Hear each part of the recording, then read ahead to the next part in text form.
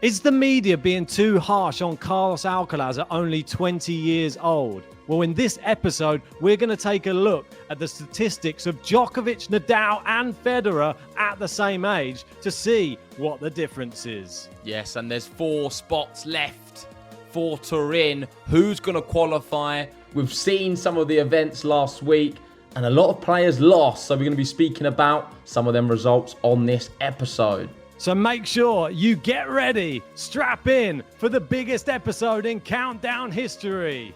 I've got my hot drink, I've got my cold drink today. Welcome to the Countdown. Novak Djokovic has won the Australian Open. 35 matches unbeaten. He's done it! Carlos Alcaraz. He wins his 14th Roland Garros title. Djokovic wins the Tour Finals for a record equaling 6 times. So here we are, another episode of the Countdown, and an exciting episode because I was thinking after the last episode, I'm normally quite critical of Carlos Alcaraz, forgetting his age, forgetting the fact he's only 20 years old. And as I was thinking about that, I was thinking, do you know what? I don't think I've ever done a comparison on him versus the big three and how they were at that age in their career, because I think that is something so relevant to how the media are judging him. We're putting him to Djokovic level where Djokovic is right now, where really we should be looking back to when Djokovic was 20. Do you not think? Well, last week, for those who saw the episode, we were speaking about Alcaraz towards the end of the year and how his form has dipped off. But I think we need to look through it through a more even lens and not look at it as if other players have been playing on the tour for many years, especially when we're speaking about these GOATs. Yeah. Alcaraz is not that yet. He's only 20 years old. A lot of people are putting the pressure on that he's going to amount to that, and there's no reason why he can't. I mean, he's got all of the skill set, but I think we need to just steady the horses and just see how he gets on, taking it year by year.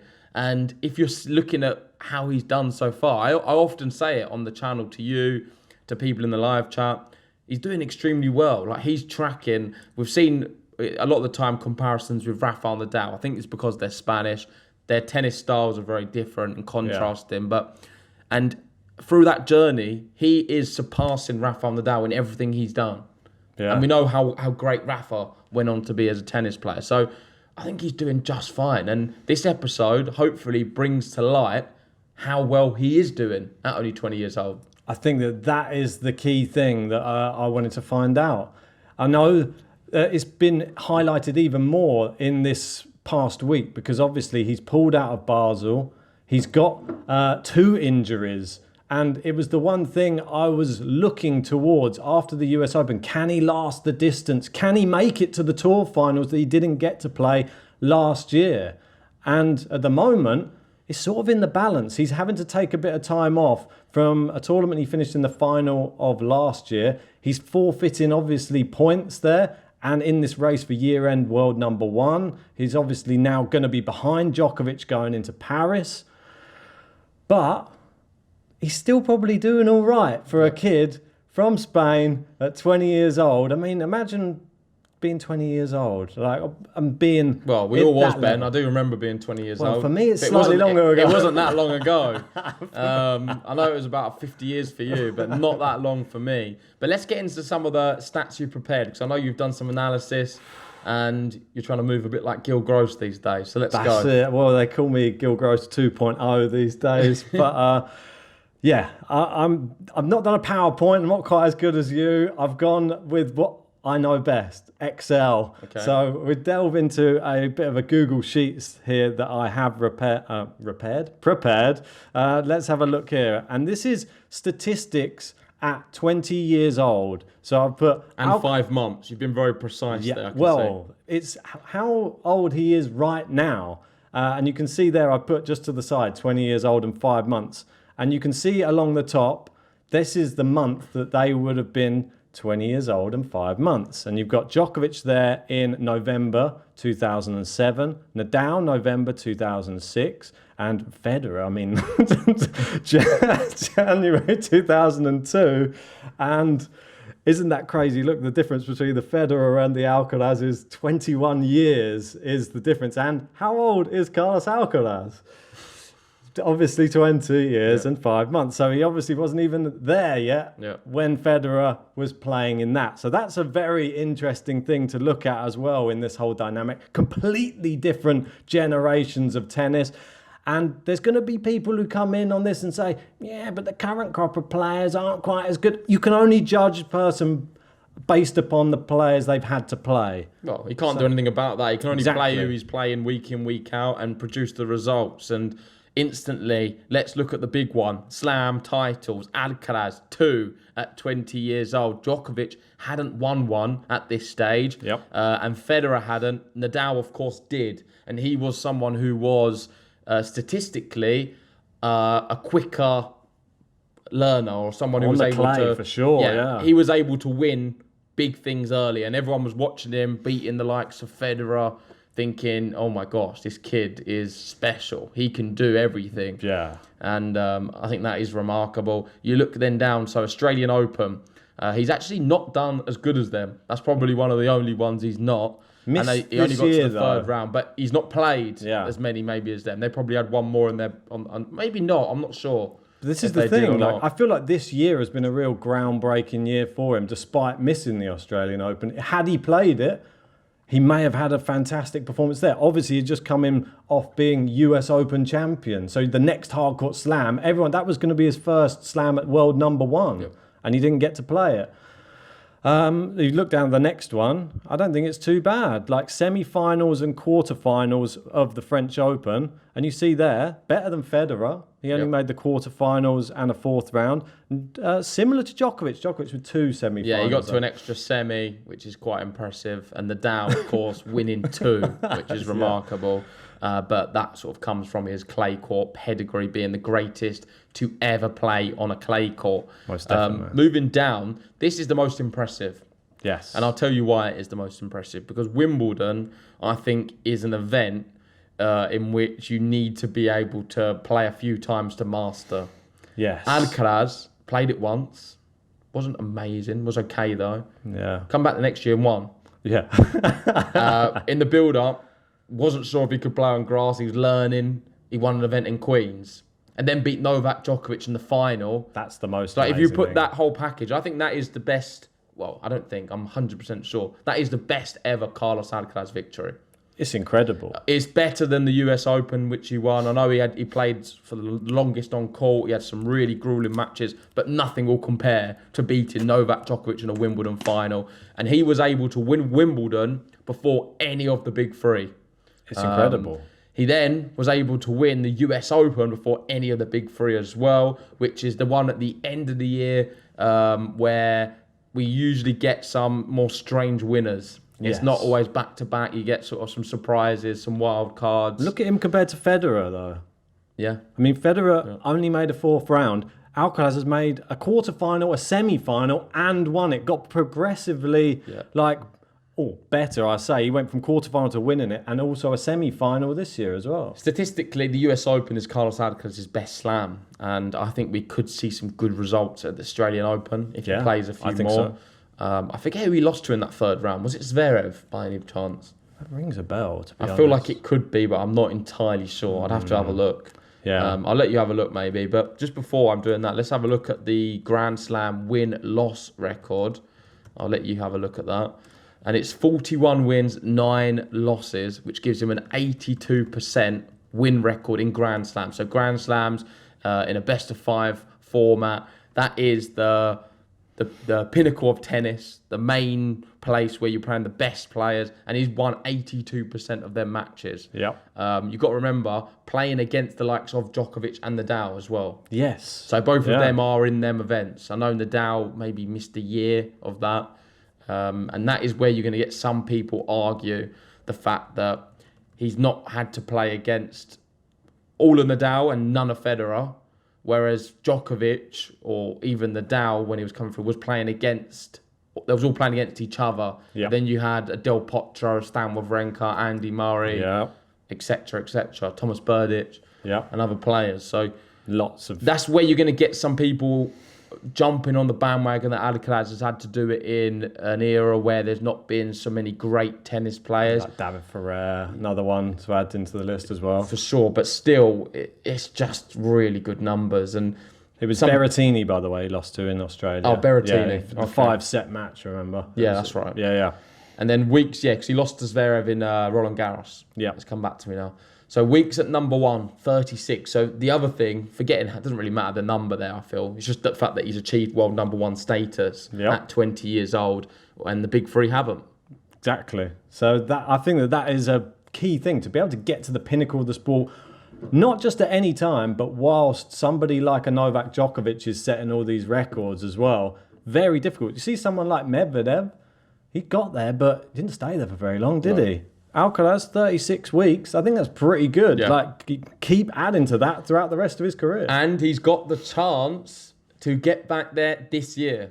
Yes. You've been kind of dismissing it. Yeah, a little bit. He could have, he needed to do a little bit better, didn't he? And what was it, Shanghai? Yeah, fourth round exit. And then he's now pulled out of the next one for injury. Yeah. But we'll see him hopefully in Paris. I'm not sure now. Well, he could miss Paris completely, leave the whole fight for the number 1 and just focus on playing the Tour Finals. I wouldn't be crazy at that. That could be quite a sensible move. I would like to see him play both, of course, because that is the only way he'll achieve world number 1 status. Djokovic is not going to go out early in Paris, and he's not going to go out in the groups or the round robin, whatever it's called, for the Tour Finals. You know that as a certainty. Let's keep going through. So Masters 1,000 titles. 4 for Alcaraz, 2 for Djokovic, 6 for Nadal, 0 for Federer. And guys, while you're watching this, let us know in the comments section, are you surprised by any of this? Because I must admit, I've only just seen this like earlier today. Ben prepared it. And some of it, when I was looking, did surprise me. I knew Alcaraz was tracking on the same level as the big three. But just seeing like broken down tournament by tournament, and of course world number 1 status, and factoring all this in, it does surprise me how much. I would say he's not in line, he's above them. It's safe to say he's above them. Nadal probably the only one where it's more in line, and Nadal of course does have more Masters titles, but I think a few of them were probably Monte Carlo, right? Yeah, and the one thing I wanted to point out to people by looking at this as well is, if the media are being harsh on him right now and thinking, oh, will his body last? Will he amount to anything? Have a look at what Federer had at that age and look what he ended up with. So if he's doing that well already, and he still could go on to play as well and grow into an even better tennis player, imagine how many more titles he could have. I'm going to stop you there. I don't know what you're talking about when you say the media are being harsh on him. Well, they're talking about him. I don't see it at all. Do you not? I don't know what you're talking about. I think the media with Carlos Alcaraz, they're not being harsh on him at all. They're talking as if he is going to be the greatest of all time. The expectation's there, exactly. But they're not talking negatively on Carlos Alcaraz at all. They know this. They love this kind of thing. They're feeding into it.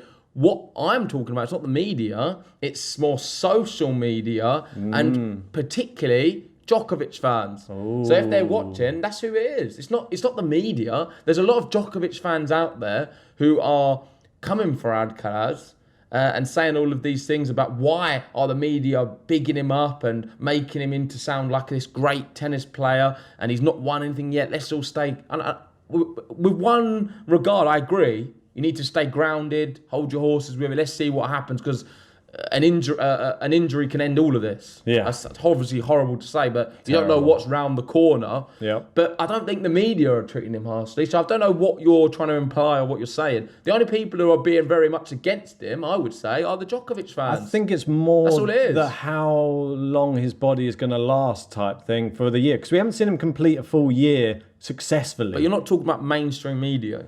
Well, maybe it's talking Are you talking about the legacy news? Independent media. All right, Russell Brand, calm down. Are you talking about legacy media outlets? Am I even allowed to say the name? We're demonetised. Right. But yeah, I think that there are a lot of media outlets. Doesn't have to be the mainstream media necessarily, but there are people out. What are they saying about Alcaraz? That his body can't last the year. And is it too physical, his game style, to be able to last a whole entire year. Yeah, but that's a different subject to what we're looking at now. We're looking at why he should be regarded as one of the greatest players and why he needs the respect of what he's doing at 20 years old, and how we can't get too down about the fact of him. No. This is what we're trying to prove with these stats and statistics. And there's a lot of Djokovic fans who are diminishing what Alcaraz is doing, and they're saying, why does he receive so much love and love from the media? And why do they feel that he's going to become the next best thing? This is why. This is why you think this is why you're looking at this, you're thinking, okay, he's following the trajectory of the big three. He's doing better than what Djokovic and Federer are doing. Who's to say Even he can't go and do some special things and go hit 20 Grand Slams?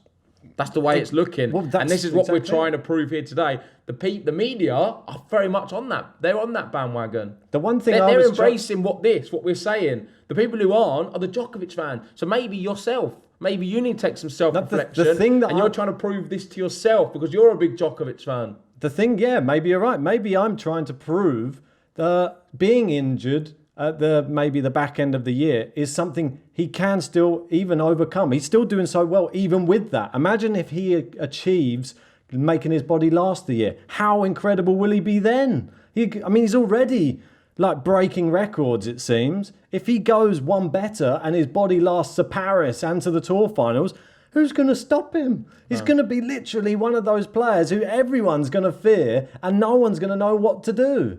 So, yeah, I was trying to sort of get right in my own head. This is me sort of like checking myself. Do you know what I mean? There's part of me thinking, why is he not lasting the tour until the Tour Finals again? Why was he injured in Australia? Is this going to be a constant thing for him? And if it is, does it matter? Because he's still breaking records. I think this is important, and it should check yourself and a lot of the Djokovic fans, because I think you've been overly negative about Carlos Alcaraz and a little bit harsh at times. Young kid doing amazing things. If you scroll down a little bit, we can see ATP 500 titles, 4, 250s. He's got 2, which is 1 more than Federer. Djokovic has the most with 4. Past year win-loss record, he was 70-11, with playing a lot more matches than the other guys. Let me explain how this one works, because I can tell people are going to come into the comment section and say, that wasn't the... This is from where he is right now to exactly a year ago. So that's what I've done. I've calculated. So you obviously can't do the exact year. I've taken whatever his results up to this point in the year is, and I've added on whatever the last part is to make up a year. So, and this is how it was for them as well. This wasn't easy to do for the other ones, let me tell you. I had to go back to 2002 with Federer to try and do it. And with... Well, luckily for Djokovic and Nadal, their ones were in November anyway, their things, so it sort of tied in a little bit nicer. But still, tough to get these stats together. Wins versus top 10. That's always a good indication of how good a player is. 21, Nadal 19, and Djokovic. Is that right? Nadal 19? Yeah. Yeah, and then Djokovic and Federer 9. Worst losses. I want you to explain this one, because what constitutes a bad loss? Well, all I did here... Or how they lost? No, well, yeah, it was like the fashion of the loss, straight sets, that type of thing. But this was in the year. These are some of the losses in the year that they suffered when in that 20-year, 5-month period back to 19-year, 5-month. And Alcaraz, his main ones, Dimitrov, Marozsan, and Tommy Paul. Yeah. And then if you look at some of the other ones... We've got like Federer there, we've got Novak, Scolari, Ferreira, Kubek and Kiefer. Some very old names there, I know, but yeah, some good players in there. But I'm still saying, he still lost a lot in that year. Yeah. Nadal probably the most impressive, as to be expected. He was a bit of a superstar, super wonder kid coming through. Yuzny, that's a top player. He did get beaten by, I think, Yuzny a couple of times. And Johansson as well. That was a bit of a shock one. Djokovic, this should give anybody else looking back at Djokovic's career as well and trying to compare it with Alcaraz. There were more losses coming for, and look, and even Viktor Troicki's in there for Djokovic. He's been defeated there. And one of the big things here is the top line. And the reason that they're all in the same line, this is Gasquet, Ferrer, and Nadal. No. These are all of his group matches at the Tour Finals. His first ever Tour Finals. Okay. He lost all matches at the Tour Finals. And look how good Djokovic is at the Tour Finals now. So if you're worried about Alcaraz going in, even if he doesn't win a match at the Tour Finals, Djokovic didn't do it in his first ever attempt. So, and look, he's probably going to be the record holder very, very soon. The way you're talking, Ben, it won't be long till you have an Alcaraz t-shirt and you will never ever support. Here it is. You'll never support Novak Djokovic again, by the sounds of it. Are you coming onto the Carlos train? ¿Por qué? I mean, why? Oh, sorry. Oh, something came over me there. No. Well, there we go. I think that's that segment, right? Yeah, I mean, the one last thing I wanted to do, just because I thought it makes sense to have this shown as well, is show where the winners are. So who has the most greens next to their name at 20 years, 5 months? And we'll move down. Obviously, Nadal and Alcaraz level with 2 Grand Slams apiece.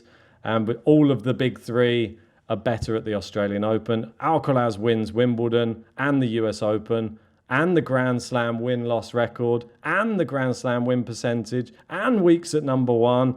Then we got Nadal with the Masters and 500s. Djokovic with the 250s.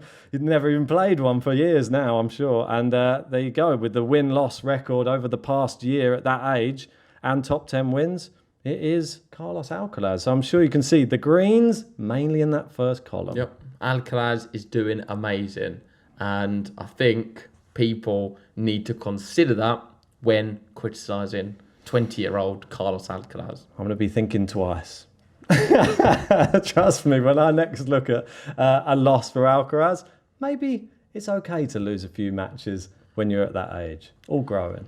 Right, shall we move on to the next segment? Yeah, let's move on to the next section of this first segment, I'd say. And we're going to take a look at the race to Turin. That's why we're here. It's the ATP Tour Finals. And there's been a lot of them in action, but not many of them doing very well. Yes, I'm glad you said that. So I'll take you through the ATP website on the singles race to Turin.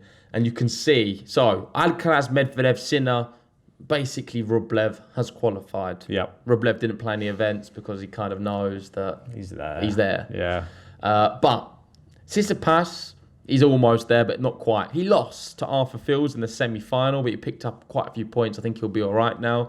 Zverev, though, lost in the round of 32 against Jordan Thompson, a heavy loss as well. Third loss in a row for Zverev. Holger Rune lost to Kecmanovic in the round of 16. Bad news for him. Fritz lost to Mochizuki in the round of 16 in Tokyo. Ruud lost to Giron in the round of 16. Hubie Hurkacz, who was bigging up, lost first round against Zhang. Gets a pass in Tokyo. for me there, I think, Hurkacz, because just won Shanghai, probably a little bit tired, went straight in. Tommy Paul lost to Ben Shelton in the quarterfinals. Not terrible for him. He picked up some points. Alex de Minaur, he lost to Aslan Karatsev, who was playing incredibly. But because he got for a few rounds, he picked up some points. He's still going to have to do something big if he wants to get in, Alex de Minaur. He gained 45 points, though, losing to Karatsev quarterfinals of Tokyo. But the big winner, Ben Shelton. He's won his first ATP title. You can now maybe put him into the category of the Yannick Sinners coming through, challenging for Grand Slams. Holger Rune, they're there. He's in that little chasing pack now, trying to get up to the Alcaraz levels. And I love Ben Shelton. He is someone who's very divisive. Not many people like him. Some people call him a bit arrogant. I don't think you're the biggest fan, but no Djokovic fans are. I think they're very critical of him. I quite like him. I think he's good. You do like him? I think he's controversial, and that's why I like him. I don't think he's that controversial. What's he done? What's controversial apart from a celebration? Which wasn't that controversial. No, but he divides people, and I like that because it's good for tennis. I think we need more people or players, who divide crowds, because then you get narratives, and that's what tennis is all about. We need exciting matches. That match against Djokovic in that semi-final at the US Open was exciting because we knew that he was going to bring that college tennis fire, and he was going to be doing some celebrations, some crazy stuff, some amazing serving as well. And he's so young. He's tall. He's marketable. I'm all for Ben Shelton, but if he comes up against Djokovic, I'm supporting Djokovic. Yeah, but that's the same with anyone. But with Ben Shelton, I don't think he's as bad as what people have portrayed him to be. I can understand he talks a lot during matches. He can be a bit frustrating with his demeanour, and it gets on people's nerves. But he's not that bad of a kid. He's just a young kid. I mean, I like him. I find his game style very exciting. His serve's incredible, and yeah, I think he's all in all really good for the sport, and I'm really happy he's won his first title. He's now put himself into contention, I guess. So he moves up to a 14 in the live rank for the race with, I don't know how many points. I don't have it here. He's got 2,310 points, so he's 280 behind 13th place Alex de Minaur, but he's 835 points behind the 8th spot, which is Holger Luna. Yeah, but he is going to then be playing Vienna. Yes. I don't know how he's going to do that, but he's been pitted up against Yannick Sinner opening round. Yeah, that's not tough. Ideal, is it? Especially considering he's going to be tired and just won a whole event. Well, and he's flying from Japan to Vienna as well. That's never done anyone any favours. Jet lag. If he beats Sinner after flying from Tokyo to Vienna, incredible. Yeah. I mean, then he could actually make a bit of a run there, I think. So who's your money on then? Qualifying. Last week you said Hurkacz with the recency bias. This week you're going to say Ben Shelton? I think I'm letting Hurkacz off with that loss against Zheng in Tokyo. I think it was a good matchup, and it was a close one, but I feel he's just a bit tired. He played a whole Masters event, won it. I let him off. I think Hurkacz is still going to be pretty good when it comes to the Paris indoor hard courts. I think he's pretty good. Yeah. Part of me feels like... I would love to see Shelton do it, though. That would be the narrative I would love going into the Tour Finals. I want to see... Yeah, I think Shelton will make it more interesting. Well, I want to see Djokovic Shelton again. Who doesn't? Yeah. I want to see it again. On an indoor hard court, it could be quite cool. Well, Shelton's serve, it's a rocket. Yeah. Like, if you serve him well, I know that Djokovic is the best returner that we've ever seen, but some of those serves you just don't get back. Let's bring up some tweets. We'll speak about Ben Shelton in a little bit more detail now. Okay. On the next section, which is latest news. Here we go. So the first bit of news, we've been speaking about it. Of course, it is Ben Shelton. His first title. He wins Tokyo, and he tweets out saying, "All business this week. First title in the books. Arigato, Tokyo." I'm assuming that means thank you, Tokyo. Yeah, I believe so. My Japanese isn't the best. But he beat someone who is a good friend of the podcast, good friend of yourself. I know you've shared a few pina coladas in your time over a StreamYard call. Was you surprised Ben Shelton beat him? Because I am. I was surprised. Because Karatsev, quickly, for those who don't know, when he plays like he was playing this week, it's amazing. He beats everyone. And he was just on... We were watching some highlights earlier of him against Mokazuki. Yeah. Just brilliant, like unplayable tennis. And I didn't get to catch that final. I know you caught a little bit of it, but I was as surprised when I saw the result because I thought Aslan was going to win the final. Yeah, I feel like his level wasn't quite as high as it was in the previous rounds, but I don't think you can take it away from Shelton. I think that this was his coming out party a little bit. We've seen him at the Slams doing some amazing stuff this year. I feel that it was just written in the stars. Ever since that Giron victory where he was a set and 2 breaks down to Giron, 5-2 in that second set, and came back and won that match. Ever since then, he's been unstoppable. And that was perhaps his easiest match of the whole tournament, the final. 6-1, I thought he played fantastically well. He served well. Karatsev's serve was a bit off, I'd say. It was only... I think he only won like 61% of his first serves. Yeah, that's probably what let him down. He needed to find more first serves against Ben Shelton because you don't get the joy on the return games when he's serving well. None. One thing I want to speak about is something a little bit funny, I guess, or interesting, and I want to hear your take on it. Yeah. Is that this sort of week, we've seen a few times Shelton and Phil's having the same message on the camera. So Shelton wrote something, I forget exactly what it was, maybe you can find it on Twitter. He wrote something about hunger on the camera. same day or the next day, Phil's wrote the exact same message. Okay. I don't know why he's doing it, but this is what the last one. So Shelton put a message on the camera saying, "Show me something, Arthur." Yeah. And he's sort of goading him into writing something new. Is it all in jest? Is it all a bit of fun? I quite like it. Yeah. Why do you think Arthur Fields, of all people, is looking? Because he's obviously one of the youngest players. I think he's 18. Yeah, he's super very young.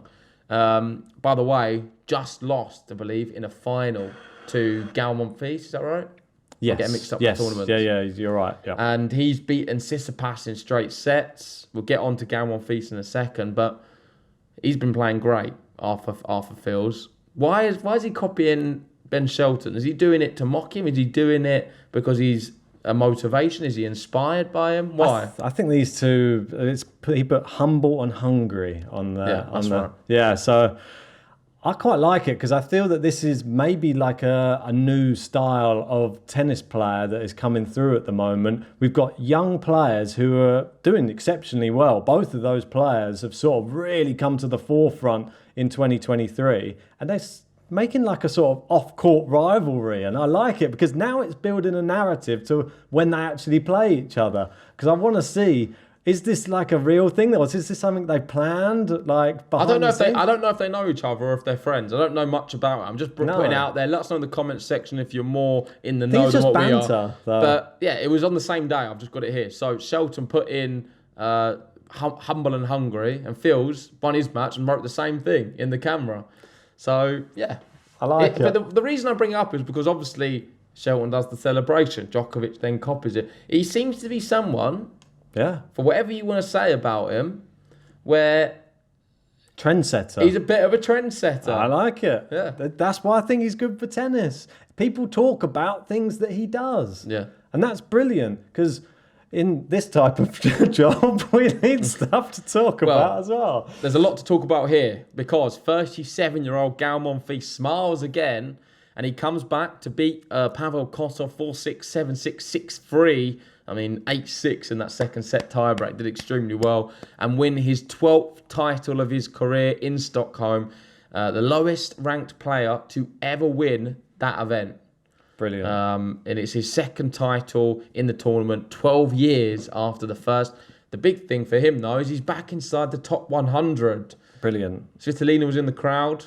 What a story. What's your thoughts? I love this. I think that this year, remember when we went back during the whole COVID period, and then there was a period of time where Gal Monfils, we just thought, I think this is it. Yeah. I think this is the end. Well, I think he was thinking that as well. And I don't think I ever foresaw him coming back and winning titles again. No. Like even challenging. The fact that he came Same back... for Andy Murray though, no? A little bit, yeah. A little bit similar. But I feel like he's surpassed Andy Murray. Well, that's what I was going to ask. That's my next question. Who's a better player right now? Gal Monfils, Andy Murray. Who wins? Monfils. Monfils beats Murray? Yep. What about Wimbledon? Ooh, Murray. Go on, Andy. Yeah, I think Andy Murray. You think Monfils is a better player than Murray right now? Yeah, Murray's been doing some good things. I still feel not recently. The last few years, we've seen some really good results from Murray. I agree, but this year, I think Monfils has come to the forefront. I think that's a little bit recency biased. Let me know in the comment section, and I'll tell you why. Because I think Murray, the last 2 years, has reached greater heights and greater performance level than what Monfils has. Despite this victory, I think so, but he hasn't won anything. This is the one key factor of what Monfils has done. He won a challenger or two. Yeah, but that's not. Yeah, I think he won 3. Yeah. But still, then he went on. Yeah, but after he won those challenges, he went into another event and lost straight away. So you can't. I liked his performances when he was going to 5 sets against Kokkinakis, against Berrettini, when he was winning those some great big matches. Tsitsipas. Exactly. Yeah. He had some fantastic matches. But for going deep in tournaments, Andy Murray's still not quite at that level. I don't know if he ever will be, and that really pains me to say because he's someone I did follow religiously throughout his career, and he sent me through emotional roller coasters in every single Grand Slam, especially Wimbledon. I would love to see Andy have one more big hurrah, one big tournament where he actually claims a title. Remember the Antwerp one where he beat, was it Wawrinka?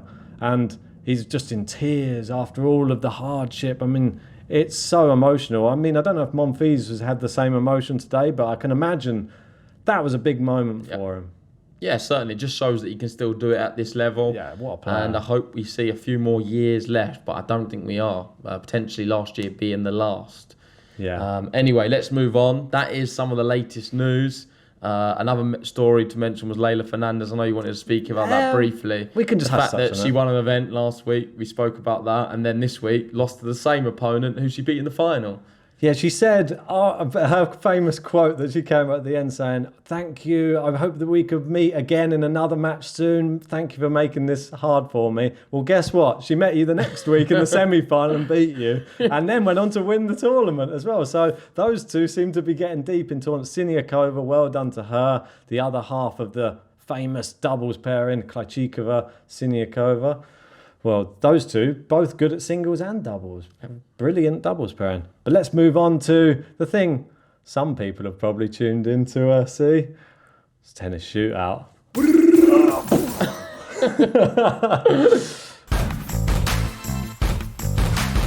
Right, welcome to Tennis Shootout. This is where me and Ben ask each other a question. We've got 30 seconds to answer, and Ben's been getting the better of me on the last few episodes. It should be around the ATP Finals. I've maybe stretched that a few times in the past, and I'm certainly doing that today. And it is my chance to ask you a question first. So, get the timer ready. You get your one ready here. Yeah, I've got it on here. That's why I was in on my phone. I'll ask you a question. Are you ready, Ben? As ready as I'll ever be. We're really scraping the barrel with some of these. I feel like with the questions, it's hard to keep doing about the ATP Finals. So I've gone a little bit about ATP. It's going off-piste. Okay. It's kind of relevant, but kind of not relevant. Here we go. And it's a little bit confusing as well. Brilliant. And there's always a two-part question to all of my questions to give you more of a chance. What, to get it not a full Well, point? if you get anything right, then that's still a win, I guess. It's a bonus, I would agree. So, in a full tennis year, there's Grand Slams, there's Masters events, there's ATP Finals, there's 250s, 500s, Challengers. A lot of tennis. Yeah, that's a lot. What I'm asking you is, in a calendar year, what is the maximum amount of points you can get?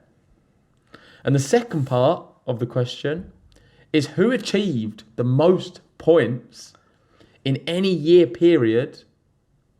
Who is it and how many points? Considering there's a lot of points which can be won in a calendar year. Go. Right, so it's now 3-part question. Here we go. So I'm going to count up. So we got the 4 slams. So that's going to be 8,000 points if you win all of them. Then we've got, it's going to be like a handful of Masters events. If you were to win, what is it, like 8 Masters events? So what would that be? So 16,000. I reckon if you could even do some 500 events as well. We've got 3 seconds. Well, I'm gonna have to go with a guess. There's a lot of points here to this question, so if you get anything right. So I haven't got enough hands for this to count this up. I need your answer. So I go 8, 16. I'm just gonna go with 3 times it. So I'm gonna go 22. I'll go 22. Okay. 22,500. There you go. Okay, that's the maximum points. And what player has achieved the most points in any year period? Okay. I was going to say Roger Federer. I'm going to go with Roger Federer, but I bet it's... And how many points? Don't be Djokovic, because everyone's going to hate me. And how many points? How many points did they achieve? There's a lot of points to this question. I'm going to go with 15,724. Okay, so the answer for those at home is this. 4 Grand Slams, 8 Masters events, a further 6 ATP 500 events, and the Monte Carlo Masters 1000 can amass to 20,000 points. Oh. You've then got the ATP Finals, so you can get a maximum of 21,500 points. I think you was out by 1,000 with your guess. Forgot the And ATP final. the maximum points achieved by any player since 2009, since some things changed, is 16,950. It's a lot. It was in 2016, and it was Novak Djokovic. Of course it was. Sorry. He's a Federer fan. He's been exposed. Sorry, Djokovic fan. He's a Fed I'm not good. I'm not good at my Fed-tard. history. Forgive me. Oh dear. Well, that was bad on many levels for me, so that's good. And as we know, now it's time for my question. I don't know how many I even got right. 0 out of 3 parts there. That was good. Okay, so on to the next one. I'm going to ask you a question. And as we know with my questions, they tend to go a little bit more historical, don't they? And mine's actually about the ATP final. So we're going to go with this one. There's only one player in the ATP finals history, and this is since 1970, as you know, that has won the ATP finals and won the doubles ATP finals. I do know who this is. I do know who this is because I've seen it. I do know who it is. It's so frustrating. He's American. Ooh. I know who it is. I've seen it. I can't remember because I was going to ask something about it as well. It's very frustrating. 10 seconds. No, it's so annoying because I can't think right now. My mind's gone. Completely 5 seconds. Gone. It's End. Oh, and that's the end. Oh, stop. Okay. Gonna have to rush you. I don't know. I can't think. Think of some Americans. It's McEnroe.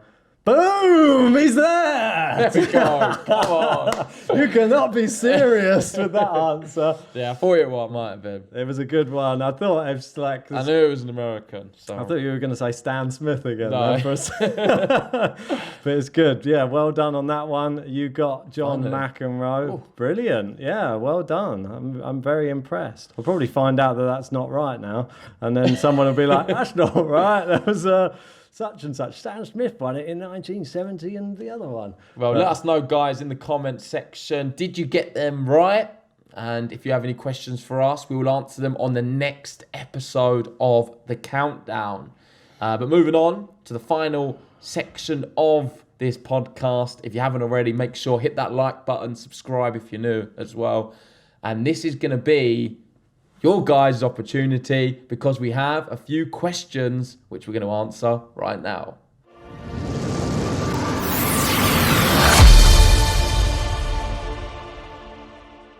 Right, Q&A time.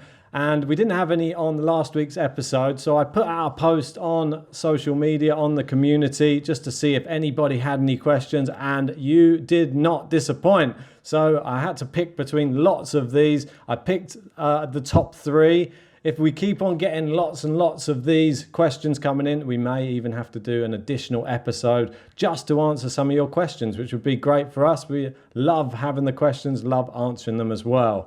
This is the first one that we are going to tackle today, and it is one of our old guard who's coming in, Almino, to ask a question and saying, is it time to give up on Dominic Thiem? Is he truly going to be Delpo 2.0? To win a Grand Slam, yes. Yeah, I feel... To win a Grand Slam, yes. To win something notable, no. He could do something. He's got the ability. He's playing all right at times. But I don't see him winning a Grand Slam. Yeah, I would agree. I mean, I don't even know if he's going to win anything else. Like a 250 may be the most. I feel I could see him winning right now. And even then, I don't think he's had very good results in even some of those tournaments recently. The wrist is such an integral part of his game, and you can tell it's completely changed his whole game. I'm a big Thiem fan, but yeah, I think he will be Delpo 2.0. Good question though, Amino. Yeah, thanks, Amino. Next one. Next one up.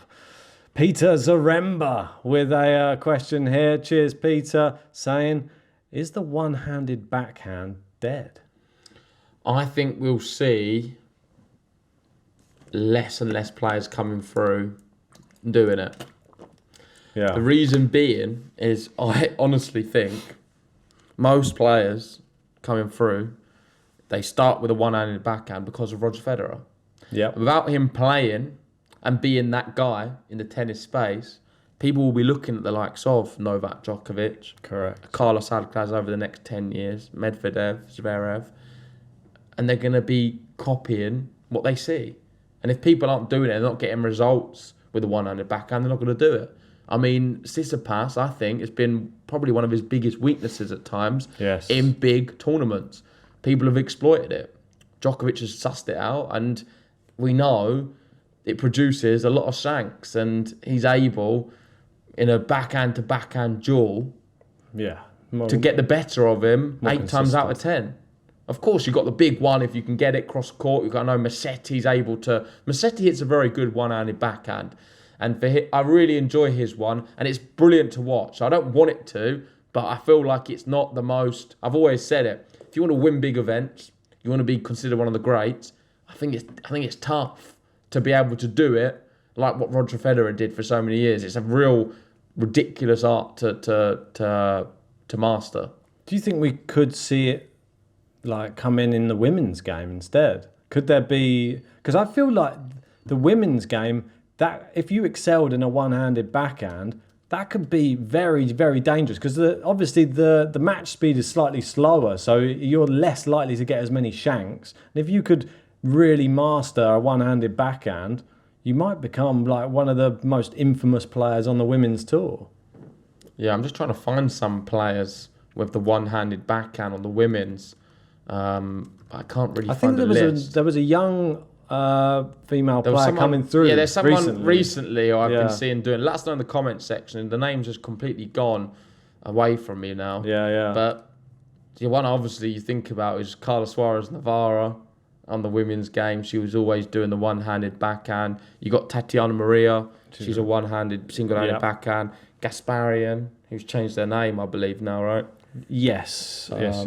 Golubic, you've got Hebe. Diane Parry, who we've got on this list. I don't know. My question is, it's not dead, but I think it's, if you want to win big things, it's not the way to go. Exactly right. Cheers, Peter. We're on to the next one and last one for this episode. Make sure, if you haven't done so, to hit a like and subscribe. Most of the people watching this haven't subscribed, so come on, make sure you do it, and follow us on Spotify and Apple Podcasts. Leave us a 5-star review on there. It's free. Yeah, it is free. Right, last but not least, and this one probably more for JG, I feel. I've answered all of them. Yeah, you brought this to my attention earlier in the week, so I thought we've already sort of discussed it in private. Let's talk about it here. And this is Eve asking, what do you think of Raducanu's comments about her revolving door of coaches in her interview with BBC Radio 4? This is surely unrelated to the Countdown episode. Just a general question. Yeah, but it is still related to tennis, and they don't have to be tour final related, these. They can just be general tennis questions. So this is what she said. I asked my coaches a lot of questions. On certain occasions, they haven't been able to keep up with my questions. I've asked, and maybe that's why it ended. It's something I've always done. I keep provoking and asking questions to coaches and challenging their thinking as well. I'm not someone that you can just tell me what to do and I'll do it. I need to understand why, and then I'll do it. What's your thoughts? Yeah, I mean, when I read the first part of it, I thought, all right, steady on. But then as she goes on to explain it, I do sort of understand where she's coming from. She needs to know why she's doing something before she actually does it.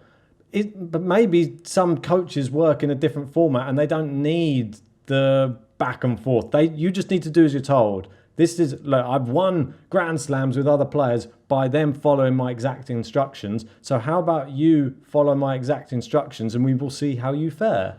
I think she needs to take some criticism, and she needs to just follow what other people say sometimes, because there must be a lot of yes men around Raducanu right now. My thoughts are this. Very straightforward, Ben.